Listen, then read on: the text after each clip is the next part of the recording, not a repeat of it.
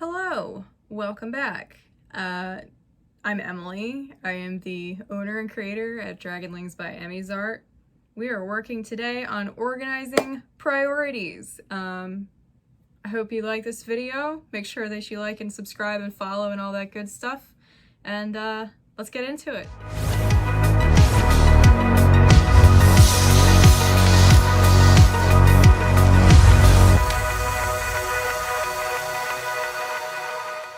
Okay, so I do apologize for this video. I'm trying my camera at a horizontal view instead of vertical, so I might not be looking directly at the camera. But I just wanted to go ahead and jump right into this with you guys. I'm trying to keep the videos a little bit shorter, so I hope it's a little easier to kind of stick with me through these. So tonight we're talking about organizing priorities.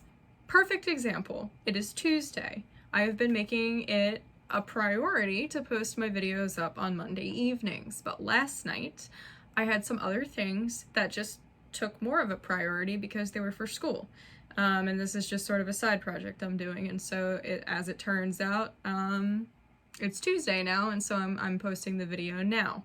But so I think everybody already has a general idea of how to organize your priorities, but this is just going to be 5 pretty easy to follow concrete steps that will help you when maybe there's too much going on, your thoughts are jumbled, you don't really know what to focus on for the moment. And again, everything that I'm talking about is coming from my own personal experience.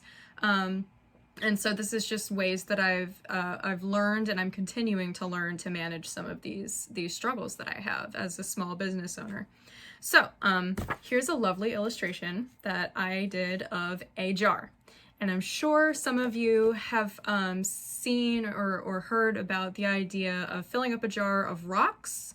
So I'm just going to draw a couple of rocks on here to further illustrate that purpose, or that concept rather. All right, we've got rocks in the jar. Now, let's pretend all of those big rocks are the really important priorities. And it might even have made more sense to do bigger rocks on the bottom and then get a little bit smaller towards the top, because you want to make sure you absolutely allow yourself time for the big important things. Just basic, these have to happen routinely every day, no exceptions. There are always exceptions, but for this demonstration, we're gonna say the big rocks, okay? Then there are the little things that can be like writing a thank you note to someone, sending that email that I've been meaning to send, working on a personal project, reading a chapter from your favorite book, whatever. These are all things that you care about and you don't want to write off entirely. They just don't take as much importance out of your day. So, you know where I'm going with this. Those are going to be our sand or our small rocks. So we're going to kind of fill in the extra space in this jar here with smaller rocks and speckles of sand. And it's a beautiful illustration and you all get it and you know exactly what I'm talking about. And I don't have to overdo it, but like I want this to look nice. Let's not kid ourselves. All right, so now we've got all of the cracks in between the big rocks filled in with sand. And maybe that's, you know, watching an episode of a TV show or whatever. I don't know what your sand is, okay? Everybody's got their own sand. Make sure that you're meeting your most important priorities, your big rocks. Make sure you're taking care of those first. So here's sort of the order that I've broken things down into. First, make sure you have all of your tasks written down. I am like a class act when it comes to thinking I've got all of my stuff together, all of my ducks in a basket and my eggs in a row. Did that on purpose. And then at the very last minute, it's kind of like, whoops, totally forgot I was supposed to do this other thing, and now I have to shift around my entire schedule because I left it out. Take the time before you plan your week to make sure you've got everything accounted for. Double check it, triple check it. If something is left out that really matters, it can ruin your entire plan, which sets you back and makes you anxious and makes you emotional. It's just, this is the best way. Planning is so important. So make sure you have it all written down. Number 2, allow more time than you think you might need for the things you have to get done. I'm a pro at underestimating the time that I think I'm going to need to complete various tasks. I'll say, oh, you know, whatever, I'm sculpting a dragon, it's only going to take me, what, 45 minutes? Because I have sculpted dragons in 45 minutes, but that's not my average pace, so that's an unrealistic sort of goal. It's more realistic to say at least an hour, maybe a little bit more. If you overestimate, if you overshoot how much time you allow for certain tasks and activities, then there's this like sort of following benefit, which is when you get things done ahead of schedule. And then you're like, oh my gosh, I have all this extra time. I get more sand in my jar.